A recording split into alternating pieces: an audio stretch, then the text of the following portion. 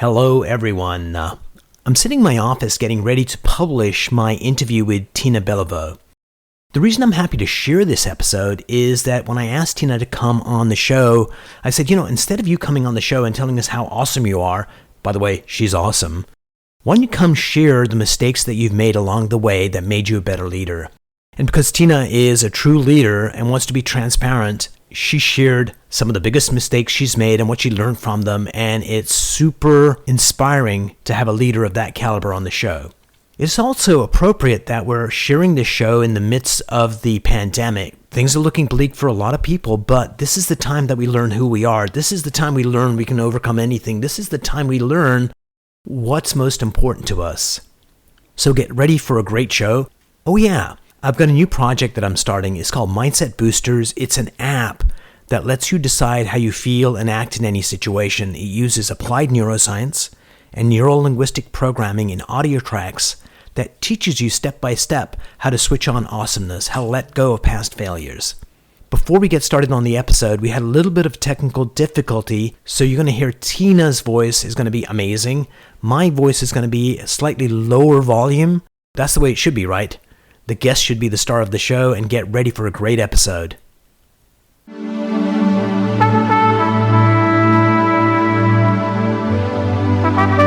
Are you ready to become awesomer?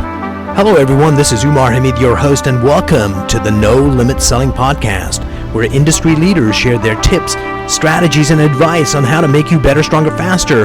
Get ready for another episode.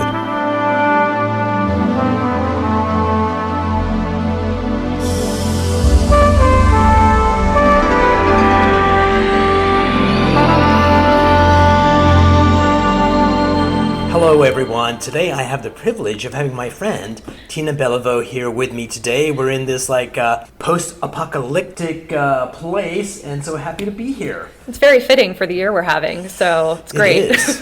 Glad to be here. Is it 4 days away from the election or 5 days away? Saturday, Sunday, Monday, Tuesday. Yeah, 4 days. 4 days away. 3 days if you don't count the actual election day. Right.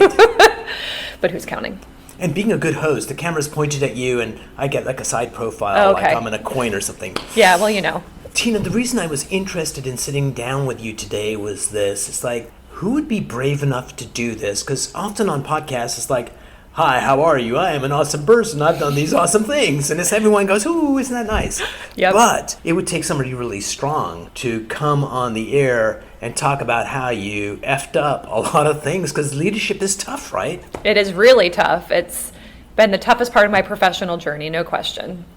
And so what I'd like for you to do is, off the top of your head, think about some of the areas where you screwed up, and then we'll kind of chat about those, and we'll go down the list. And just so we know beforehand, you're freaking awesome, and you do amazing things. And thanks for being vulnerable and transparent today. Oh, yeah, thanks for that. So I had a minute to think before we started talking about some of my best mistakes. Because I sprung this on you, right? Yeah, it was great. And then I was like, well, let me think about this. And, there's a lot that I've learned. I'm 35 now, and I started hiring people when I was somewhere, between 23 and 24. Mm-hmm. So learned a lot through trial by fire. Yes. I'm in the real estate industry, so most of my hiring has been in the space of running a real estate team and then a real estate brokerage for about 3 years. And yeah, so where do you want to start? Off the top of your head, what's one of the mistakes you made, what you learned from? Okay, well, the first thing that comes to mind, actually, whenever I think about this, it tends to all tie back to mindset, yes, which has been the thread through all of the mistakes that I could tell you about. But I feel all the successes, right? Oh, and the it's successes. So critical. Yeah, it's two sides of the same coin. Early mindset challenges that I had, and then that I sometimes see other people have a lot of the time, are just those things we tell ourselves about leading or maybe even making that first hire. Yes. In the very beginning, my first hire was an intern. So I hired somebody from Towson University where I went, and I think a lot of people forget that there are even options out there that fit their budget, even if their budget is zero. Yes. And then one of the awkward things when I began hiring was how young I was. And I remember interviewing people older than you that were much older than me. I mean, they were in their 40s, which can seem like a really big age difference depending on the relative maturity of the two people in the mix. So pause right there just for a moment. Just think of that dynamic. So you're there thinking about how young you are. Yeah. And the person on the other side might be thinking, who's this young punk? Or might be thinking, oh my God. How cool. How cool or how smart. Yeah. I hope I'm good enough to work with this person. And we think the worst of ourselves in terms of they must be thinking I'm less than when they could be thinking you're awesome. Yeah, but I distinctly remember somebody being like, you're so young, and me just being like, yeah, like to some degree it's just kind of embracing it, but I still felt that like extreme awkwardness at times, or even seeing somebody and being like, oh gosh. And if I can just point out here for the listeners, you can't see this, but you're blushing right now. Of just course I am. going back to that thing and just re-experiencing is what we do as humans. We relive. Yeah. That I could see you doing that in the interview, that exact response coming up. Totally. Yeah. To this day, I can think about those things. Another funny one is I remember, like, I think my first like part-time admin position, I was offering $15 an hour. It might have been 20. Either way, I remember like at the time, maybe I wasn't putting the pay in the ad. You know, there's different philosophies with that of whether you advertise. And I just remember somebody being like, what? Like, I gotta go. And I was like mortified because they weren't in my budget. And I think that's just confusing on many levels. Oh, and yeah. I've hired a lot over the years and sometimes market, you know, right away. But it's just funny, like being super fresh and new to all those conversations. And I don't know, I just kind of walked through it and managed it the best I can. Or could rather. But the other thing I was thinking about, and I kind of laughed about this too before we started recording, is I finally made a full-time hire. And like, so I had like some part-time people, like in the beginning. Right. I remember the structure I did was I had somebody come Monday through Friday from like 9 a.m. to 12. So it was like 15 hours a week. It was manageable for me. It was manageable for them. And then I made my first full-time hire, and I've blocked out what actually happened. Either she came on the first day and never came back, or she never showed up. And that was my first hire. I was like all excited, and then it just was a complete flop, and I had to start completely over. Completely. Yeah. Like that and what stuff did it happens. do to your psyche in terms of like, did you think it was you? Did you think it was them? So I tend to always think that it's me first, and like, what did I do? What could I have done differently? And that's like a script that I've worked a lot more recently to like rid myself of. But in a situation like that, it's like, you know, who accepts a job and then flakes like immediately? Like that had nothing to do with me. Well, I got a job in a popsicle factory. Seriously? Yeah, I was like a teenager. It was, you know, high school, teenager. It was a summer job. And it turned out to be, I can eat them, they're delicious, but something about the powder in the mix, I was actually allergic to it. And so after 2 hours, I got so sick I had to leave, and they never sent me my 2-hour paycheck. It was just like, get the hell out of here. Yeah, never well, come back. I think you cost them more than whatever that cost. Yeah, it happens. So I think we all have those stories we tell ourselves. So in the beginning for me, it was like, I'm too young, or I can't afford this, I can't afford them. You know, I mean, that's just like a short sampling of mindset challenges. Absolutely. And I think there's some, you know, wisdom to just, you know, people say fake it till you make it, walk through it, find a mentor, a sounding board, somebody who can, you know, just kind of be a support person while we like grapple through that like uncertainty. Yeah, and what's kind of cool about this podcast, this episode is going to be, well, I thought I was screwed up, but that Tina.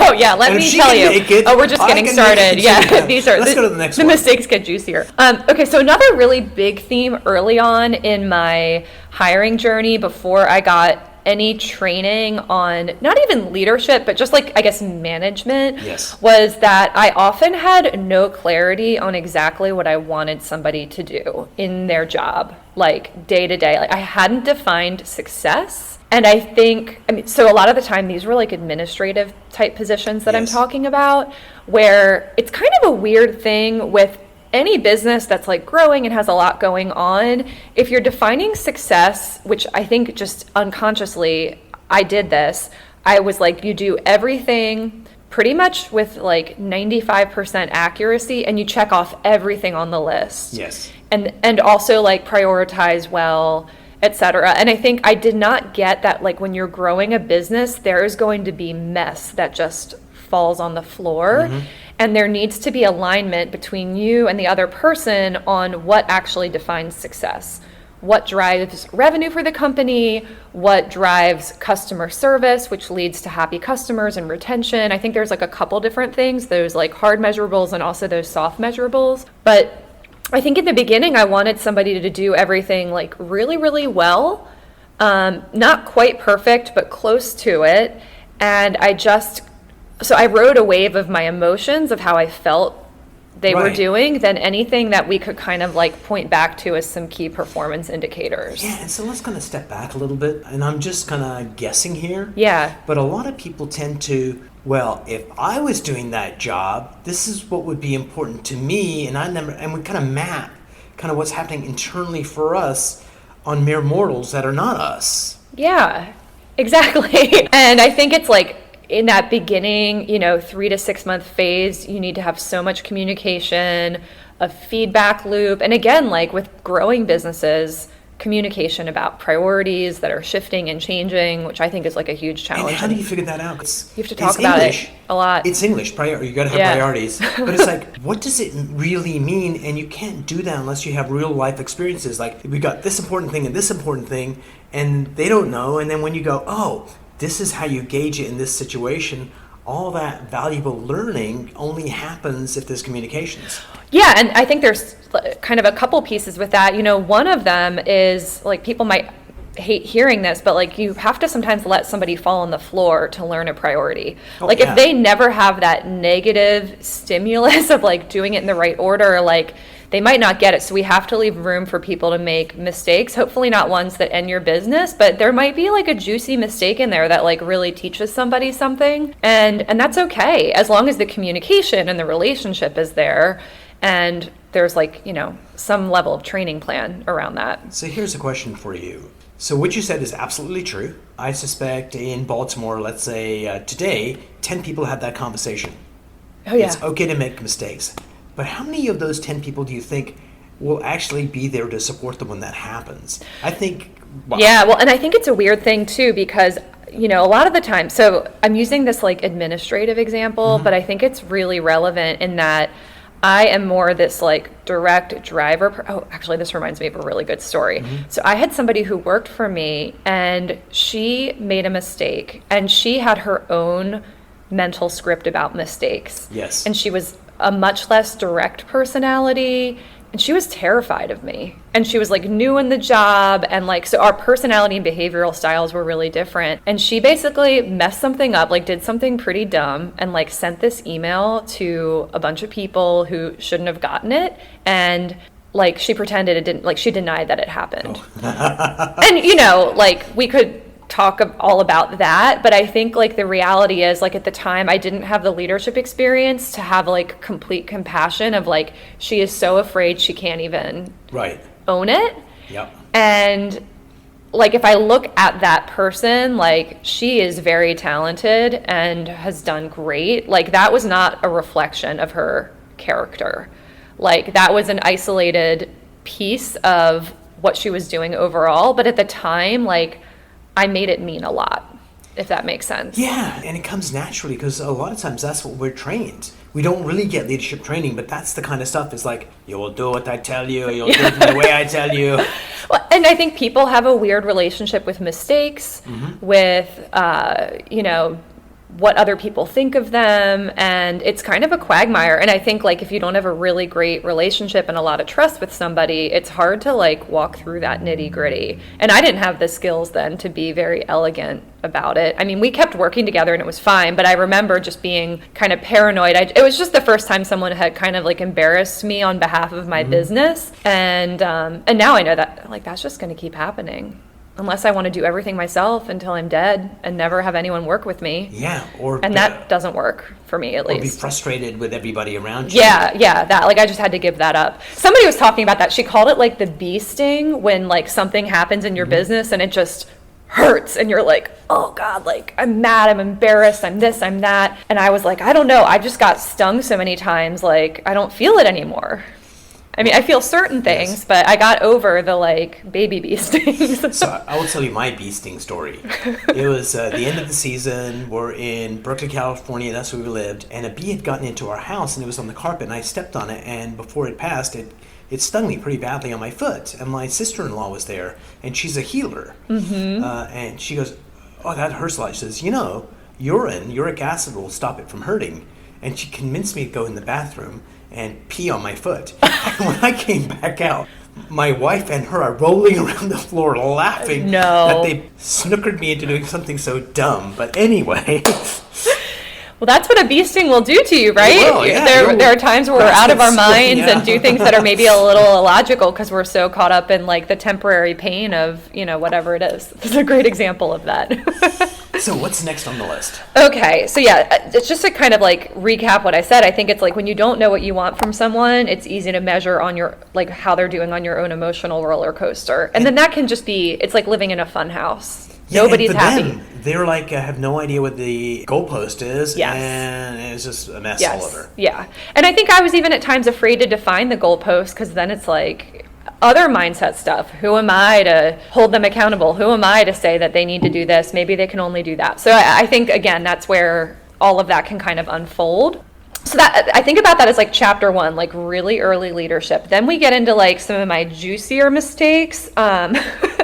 Where I think, so there was like a long phase in my career, like a 10-year run where I was like all about growth in every way possible. I wanted to grow my business by a significant percentage every year. Right. I wanted to keep achieving. I didn't want to move backwards. And it was really fun. It was awesome. I accomplished like some really huge things in partnership with the people that I worked with. But the reality is, if you're going to grow and like go hard to have year over year growth and keep adding people to your business, there are going to be times where people reach their comfort zone where, and it's funny because I've been around a lot of different thought leaders who kind of poo-poo this concept, and now I just feel so differently about it. So there's this, I think, thing that happens where people cap out, where they're now in the position that is right for them, or they don't want to work more hours, or they don't want to be the agent that sells 80 houses a year. They're cool being the 40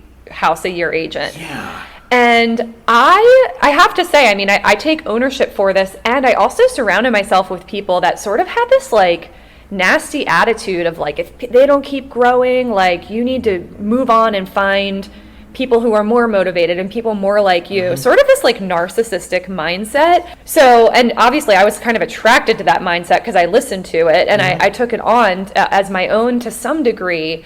And I think that, so that was a huge mistake, is that like when people hit their whatever, I don't even know exactly what to call it because I don't like comfort zone, maybe call it sweet, or their sweet spot. Yeah. Like, I'm really good at this. I like this. I like what I make. I like the hours I'm passionate. I'm really naturally good at this. Why do I need to go do the hard thing? It's sort of like promoting a salesperson into a management role when that doesn't really make them happy. Yeah. That's like a classic mistake that I've definitely made, and other people I know make a lot. So I think I didn't create paths for people to stay in their sweet spot. I wasn't seeing it the right way.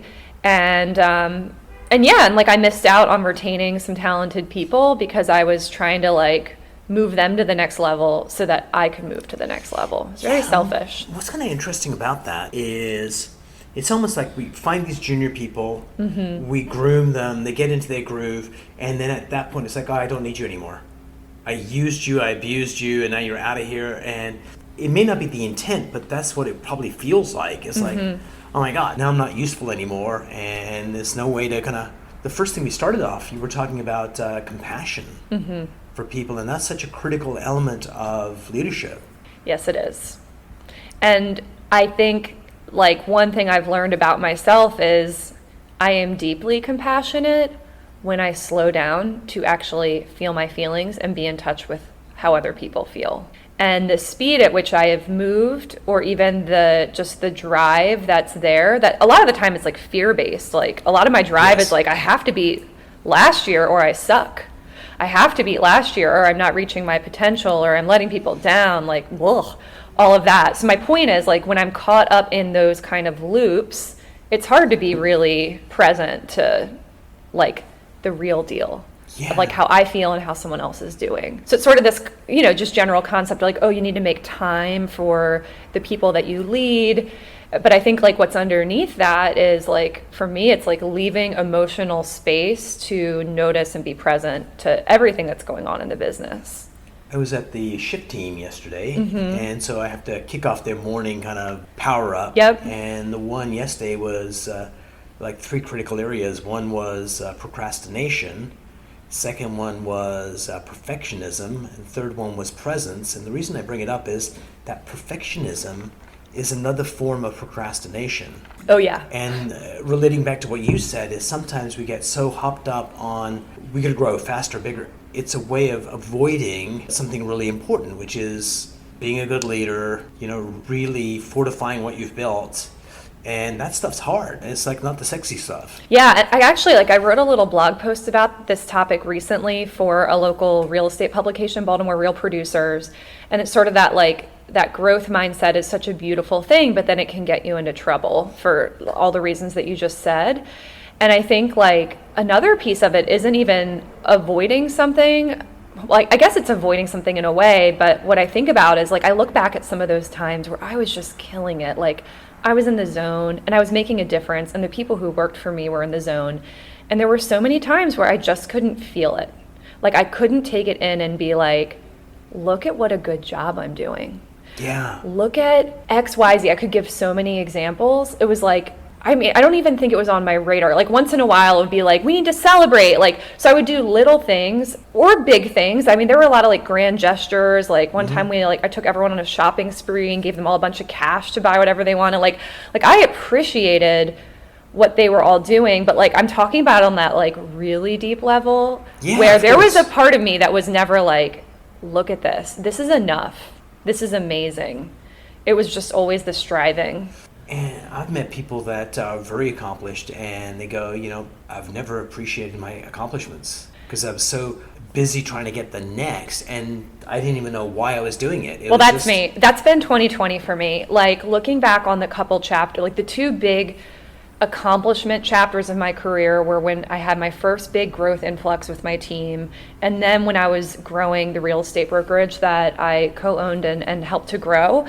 And I look back now and it's been uncomfortable, but also amazing. Because the uncomfortable part is my mind is oh, you're done now. You're not important anymore. Yep. You're not a leader to 500 people. You're a nobody. It's really effed up. What my mind will tell me if I feel I'm not. Yeah, whatever. Because you're talking to everybody else who has that voice. My mind will be you're nobody now. Who even are you? So I'll reveal mine. Oh. I'm too good looking. People want. I wish it was the one. I really do wish it was the one.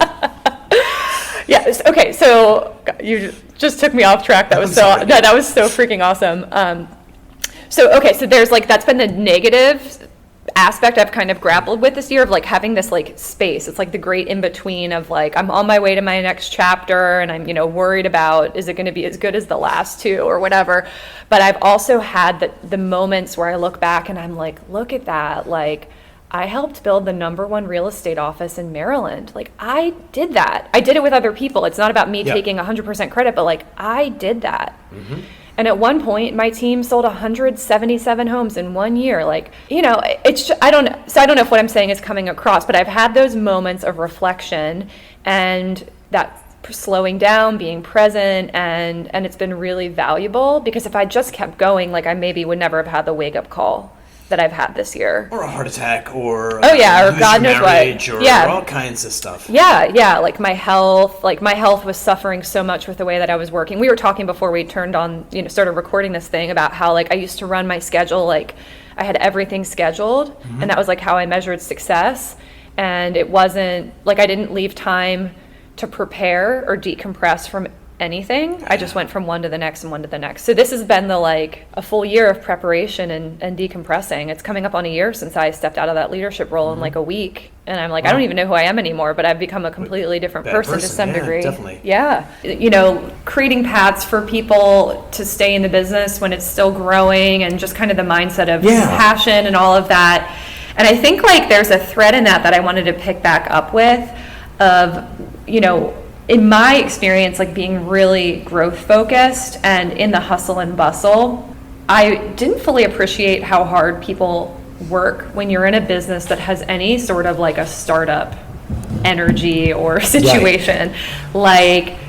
Like I knew it, but it was sort of like when it's the water you're swimming in all day, every day, it's eventually, I just got used to it. I took it for granted. I mean, I think there's a lot of like small business stuff that people put up with that it looks fun on like Instagram in like a quick little snippet. But the reality is like, people are like, oh, I love wearing many hats. But the reality is like wearing many hats is exhausting sometimes, like I even remember like being frustrated that like nobody in the office like would ever take out the trash. Like it would just sort of like explode. Like people didn't always like care for the physical environment of the office, but it's just like people were doing so much. Like I don't even know if what I said just made sense, but like when you're in a small business environment, everybody has to pitch in, and it's not like a bureaucracy where if you're missing for a week for a vacation where like your job is just kind of on hold.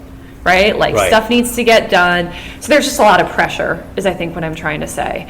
There's a lot that is riding on every person to be productive. And again, it's the waters that I swam in a lot of the time. And I didn't always have the compassion and the realization of the impact that had on people. Definitely, because there are jobs you can go into in corporate America where it's like smooth sailing compared to that. It's just like show up here, do that. If you do one extra thing, you're a hero. But when you're in a startup mode, it's not for everybody. Yeah, and there's just not always enough people to cover. So it's just kind of that pressure cooker. So I think, logically, I totally got what people were doing for the most part. But then I also think that there's a lot that people do that you can't see. And once in a while you might have a rare team member who's maybe like a really heavy communicator that like reports back like, oh, I did this and I did that and like I put that together. A lot of people aren't like that, and there's a lot that they're doing that just goes unmentioned. Yeah, and let's deconstruct that. Yeah. Our mothers told us not to brag. Yes. And so some people don't say it because they'll think I'm bragging or you think special. And on the other side, it's from the Talmud, it's like we do not see the universe as it is, we see it as we are. And it's like, well, this is the way I'd do the job. I'd be like wearing 12 hats and not complaining, and that's what's expected, and that's what I assume other people want to do as well. And that all comes from leadership and communications and compassion, but you can't get there till you screw things up along the way and you come by it honestly. Yeah, so true. And I think what you said about people aren't naturally the types to brag and tout their accomplishments, especially the kind of people that are drawn to working in a team. Right. I think the person who likes to brag and tout it all is somebody like me. So I'm speaking maybe a little bit specific to the real estate context, but you've got that like team owner, rainmaker, hate that word sometimes, but that's like that personality, and the rest of the team members aren't like that. They're more there to be part of something bigger than themselves. They're helpers. They've got like a servant's heart, servant's mentality. So there's a lot that goes unnoticed, unacknowledged, unappreciated a lot of the time. And so you're a prima donna by nature. I mean, it's just my wiring. I don't know. But there's other real leaders out there that think it's expected of them to be that person and be that larger than life, and you do it naturally, authentically, and they have to pretend to be the leader everyone thinks they should be, and there's no rules for that, but they get trapped in the same trap as the worker bees underneath them. Yeah, it's probably just kind of the reverse of that. And I think, that's not necessary. Being a strong personality is, people, like if I think about the feedback that I've gotten from people over the years, there are times where they were just intimidated by my personality or my accomplishments. Like we're all comparing ourselves to each other all the time. So, like I had kind of referenced before, I used to run my schedule like really tight with a lot packed into every day. So like I was pumping out an insane amount of productivity all day, every day, 7 days a week, into the night for a really long time. And people would look at that and compare themselves and feel inadequate, or people would literally be like, I can't keep up with you. Right. And in my mind, I would be like, well, why not? But it was another point that I wanted to make that I think connects to that is I never really fully got for a long time that people will never be quite as invested as me in my business as I am. And I think there's sort of this, I don't even know, I think it's common in like my millennial age bracket where like everybody wants to be really connected to their work and have a great culture and have so much passion. And all of that is beautiful and it's very aspirational. And at the same time, I think it can create this idea that like as a leader, if I haven't got everyone like bought in like so deeply that like I've failed or why aren't they showing up that way? And I think like everything in life and with people, there's a little bit of a paradox there. Like you want buy-in, you want good culture. But I also think this like idealistic vision that like everybody should just be in the trenches and willing to do whatever it takes, like almost like we're going to war mentality. Like that's crazy. It's not sustainable. So the first part of the sentence has that long kind of little statement. Statement. When you were talking about, like getting the word wrong, but it was like, and everybody, when you said that word, listen back to the recording, your voice quavers there. Yeah. Because you're accessing back to that time in your life where it was overwhelming, and so we carry that baggage around with us. Yeah. And the question is, what do we do with it? Do we let it bury us, or do we learn from it and become better leaders? And of course, you and I are both on the team of let's learn from it and move forward. Yeah, and I think like a big part of, I've always been someone who's more apt to share than not share, maybe even overshare. But as like an achiever personality, I'm less wired to share all of the mistakes. So for me, like being on a podcast with this topic is growth. So like I think that baggage and those old things that like I'm not proud of and I wish they hadn't happened and I wish I'd done it better, blah, blah, blah. Like the only way that I really release myself from it is by talking about it and it not being a secret at all. Absolutely. And I think the one thing I'd add to it for people listening is just ask this one simple question. What was the universe trying to teach me in that situation? And what can I learn from that situation? And once you get that lesson, you can move on and you're not destined to repeat it. It's when you don't learn the lesson and it's like, oh, it was a horrible thing, that'll never happen again. But if you didn't learn the lesson, I guarantee 100% the universe will conspire to let you relive it, but in a more intense way. I was going to say, it'll come back stronger. Oh, yeah. Stronger. Yeah, I mean, I can think of a couple patterns like that. Yeah. That kind of ties to the next mistake of not fully appreciating the cost of turnover. Yeah.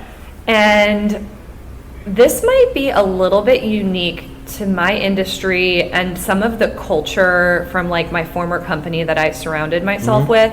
And I kind of referenced this before, I think in part one, that there was sort of this like take no prisoners, no holds barred kind of leadership mentality that was championed of like keep moving forward, keep growing, and if people can't keep up with you, that's fine. Just replace them. Ha ha ha, like just replace them. And I think like that is a fallacy. Like the cost of turnover is really high. And it's funny because that same company would also do this like cost of turnover exercise where we would kind of quantify it. But like the reality is, I think about, when someone's been in your organization for a year or more and they were a performer, they are bringing a lot to the table, especially with these like small businesses like that I'm kind of using as an example. They tend to be a significant percentage of the company's production, whether that's operational production, sales, or something else. And they have a lot of what do you even call it? Like subject matter knowledge, institutional knowledge. Unless you're psycho, like no small business really has any of that well documented. Yeah. And I say psycho in a complimentary way. And even in large companies, they fail to do that. Yeah. So it's how do we do that? I don't know. Bill used to do it somehow. Yeah. We fired him. Hopefully you'll figure it out a year from now, and like you won't write it down either. But yeah, you know what I mean. Like that's how it is. So I think, that is a huge thing. And so it's like I always cognitively understood that turnover isn't helpful. And obviously, your good people stay and all of that. And there's a lot of reasons that people move on. But I think the reality is that, this idea of like, oh, a really highly productive salesperson has moved on, I'll just replace them and keep rolling. And that's fundamentally mostly true, I guess. But the reality is there's a big slowdown if you don't have someone not just on the bench, but already on the team, ready to like step right into that. So there's a lot to replace there. So outside of real estate, if it was like another industry where you've got a salesperson that's got a territory, they say it costs 250% of their annual salary to replace them. Because even if you get a seasoned salesperson coming in a new territory to learn your company's processes, the customers, plus hiring that person, and if it's just an average person, they say about 100% of their annual salary, because you're taking a senior VP off their task to interview a bunch of people to maybe fill something. So well, it's a double cost, right? Yeah, it's like the loss of the production and the onboarding, but then also the loss of the time of the person who should be doing something else. Like their time is literally reallocated. And then the other thing, just to add to it, I know we want to make this quick, but we're not, is your previous company will not be named, but that's a typical kind of example where there's values written on the wall, like where you stand for A, B, C, D, but the reality is B is only to be valued unless it costs us money. So we're talking about we value people and people are everything, but hey, if they're not working out, get rid of them. We'll get a new one. They can't grow fast enough. And so the real colors come out of who we are. Yeah, and I've been and I think that's part of why like this hit home so deeply with me. Like I've been that highly productive performer, a champion, an advocate, someone who poured my soul. The poster child. And I poured so much in, and then when how do I even say this?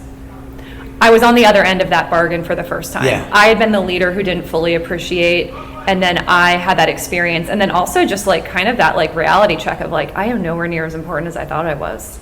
Like, whoa, okay. What do I do with that? And who am I without that platform? But coming back to that, like I think that, like it's really easy to say that you value culture and doing the right thing. And then the reality is that like business problems create a lot of gray area with that, and people deal with those things differently. And I've taken those lessons in. So before we go to the next one, I will just, I can't help myself. I have to tell you this quote. I think it was Ditka, one of the football players. He was talking about how unconscionable it is to go after another player's wife or girlfriend. Well, unless she's really cute or something. That's a perfect example. Enter the gray area, right? Yeah. We'll leave that there. Yeah.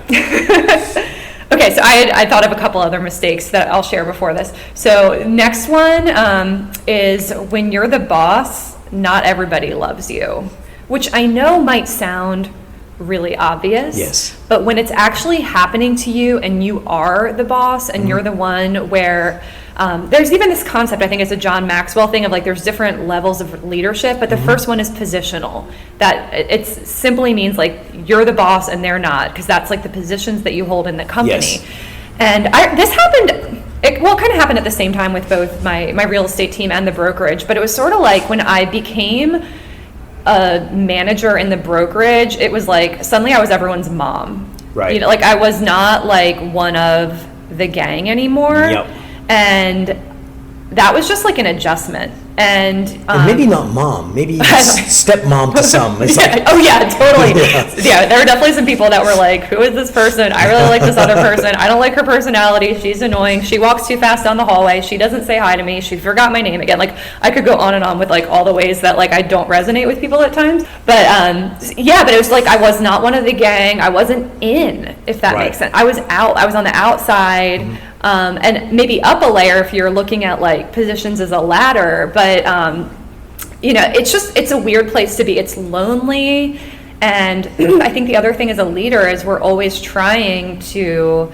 create impact and engage people, and I think just that like vulnerable experimentation of like, let's get this together, let's do this initiative, and like sometimes it's just like crickets. Like I tried so many different things, and I'm grateful for it because again, like we talked about the bee stings on part one of this, like that was like a bee sting of like planning something and then people being like, that sucks. Like, I'm not even responding to that post that she made. And like, I just don't care anymore. But I had to be stung so many times of like attempting to engage and be a resource for people. And again, like I think it was kind of a good training ground when I was running the brokerage because I was not anyone's boss. Realtors are all 1099 contractors. They don't owe me anything. So it's finding a way to have influence when I didn't actually have. And it goes back to that. You need to slow down. You need to connect. You need to be compassionate. Yeah. And if you do that, you've got your finger on the pulse. And if you're just in leadership mode, it's like, oh, this is what I think, and this would be right for them. And sometimes you need to do that, but you need to be connected. If you're not connected with the people you're leading, because a lot of times it's about respect. And we want our people that we're leading to respect us, but it starts with us respecting them. Yeah. That comes from listening and slowing down. Yeah. And, there's an intrinsic challenge in the position that I held. I had a huge quota. Yes. I had to meet with 10 new people that I had never met with before every single week. And if I went on vacation, I had to catch up. So, I take ownership for the fact that I didn't always connect with people the way I wanted. And that was also something that was really unsustainable about the role I was in, because to meet 10 new people a week, you have to prospect and follow up for hours every day. Especially when you've kind of run through everybody in Baltimore. 10 people means 100 active things to do to get to the 10. If you Yeah. So I think, I look back at that model, and first of all, I would never work that way again in a million years. I'm grateful for what I did. I love the lessons that I learned. There was also a lot of getting over myself that I walked through, being rejected, sometimes kindly and sometimes not so kindly. So I take those lessons, but I guess my point is when you're grinding like that, it ties to what we've talked about. It's hard to connect and come from a place of value and attraction, which is what I'm obsessed with now. And that's how I built my first business really successfully. Nice. So to come full circle back to the mistake, people aren't going to love you. It can get lonely. That's part of it. And that's why, it's so important to have a tribe of other people that are, on the same journey. So it may not be the people in your company, it's other business owners, peers, mastermind groups, whatever. And then just knowing that that's part of it. It's not a personal failing. That's just a dynamic of positional leadership. And if you find the right group, they're going to support you when you need support. Yeah. And they're going to say, you're being an idiot. And you Exactly. can hear it when it's that other group to help you. Oh, and I'm so glad you said that you're being an idiot thing, because that's the thing. When you're in a positional leadership situation with somebody and you're their boss and they're your employee and both of you know it, they're never going to say, you suck. Yeah. That idea sucks. They might once in a while, but I remember being why don't people tell me da-da-da-da-da? And I heard somebody saying it. I put this women's networking group together. We all got together a month ago, and she was saying, I just don't understand why they don't tell me. I was like, they're never going to tell you, because they're in a different position. They're never going to feel, they might, if you're an amazing culture and trust builder, maybe they will. But I think at the end of the day, there are people that are shy, that are less direct, and they're not going to tell you to your face how much all your ideas suck. The guy that started MGM, the movie studio, one of his quotes goes something like this: I don't want any yes men. I want people to tell me what's really going on, even if it gets them fired. Yeah, exactly.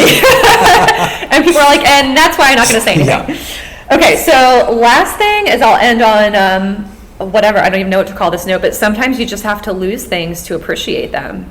And we touched on this in part one, but I think, this year, 2020 for me has been the great in-between, and, looking back at the accomplishments that I've made. Yes. And having that space to say that was great. And if I wouldn't say that I lost the last thing that I did. I willingly walked away and said I want to do something different. I want to, change a whole bunch of things about what I'm doing and who I'm working with and all of that. But to look back and in some ways it's okay, I didn't fully appreciate that, but I do now. And I guess that's just the beauty of growth, aging, perspective, whatever you want to call it.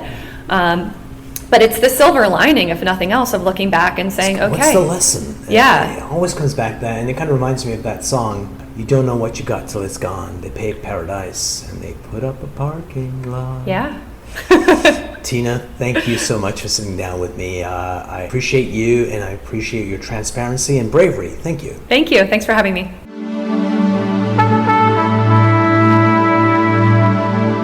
If you enjoyed this episode, please go to iTunes and leave a 5-star rating. And if you're looking for more tools, go to my website at nolimitselling.com. I've got a free mind training course there that's going to teach you some insights from the world of neuro-linguistic programming, and that is the fastest way to get better results.